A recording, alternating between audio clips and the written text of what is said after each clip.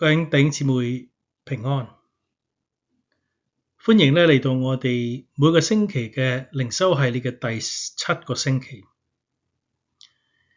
喺而家呢個社會入邊，我哋嘅生活常常係俾工作、家庭、社會同埋各種責任係填滿咗，甚至讓我哋忽略咗屬靈生命嘅重要性。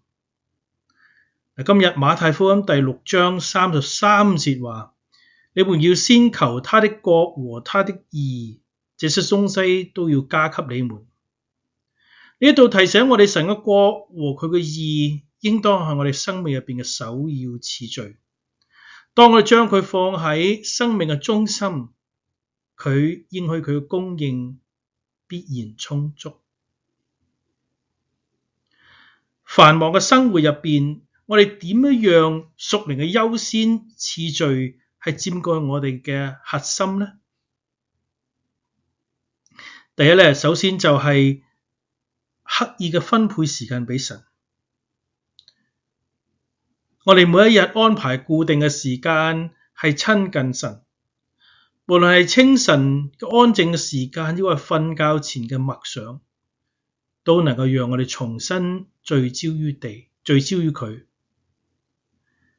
第二係善用零碎嘅時間，即使生活係幾繁忙，我哋都能夠善用一啲零碎嘅時間。譬如係通勤嘅時候，我哋搭車嘅時候默禱，或者聆聽靈修嘅音頻，讓神嘅話語係充滿我哋嘅心思意念。第三係學會放手，交託俾神。繁忙嘅生活可能讓我哋感到係好大嘅壓力，但係神呼召我哋將憂慮係交託俾佢，相信佢必帶領我哋完成每一日嘅挑戰。第四就係屬靈嘅優先次序嚟做決定。喺做出決定嘅選擇嘅時候，就係以係咪符合神嘅心意為指導方向，從而使我哋嘅生活係充滿永恆嘅價值。嚟緊呢個星期，其實係每個星期都係差唔多嘅。嚟緊呢個星期我鼓勵大家係繼續默想呢一段嘅經文，抽出啲時間每一日去默想呢段嘅經文。你們要先求他的國和他的義，這些東西都要加給你。第二就係建立一份每一個屬靈計劃，包括讀經啦、禱告啦、敬拜嘅時間啦，並且係努力嘅堅持落去。唔使每日都有敬拜嘅，但係你讀經、禱告或者呢一日我哋做敬拜。第三係審視自己嘅生活習慣，揾到一啲可以調整嘅地方，讓屬靈嘅活動成為優先嘅事項。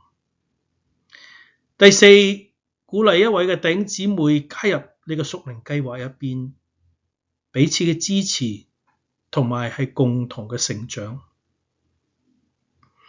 喺結束嘅時候我哋一同嚟禱告好嗎？親愛天父，感謝你提醒我哋，無論我哋嘅生活係幾咁嘅繁忙，你嘅國和你嘅義永遠都係我哋生命嘅核心。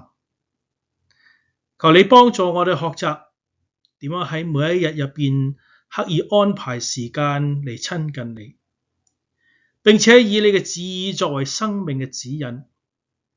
又求你教導我哋點樣喺繁忙當中係揾到安息，並且以信心將一切交託俾你。奉我主耶穌基督嘅名而求，阿門。下個星期我哋將係探討點樣以感恩嘅心看待生命入邊嘅挑戰。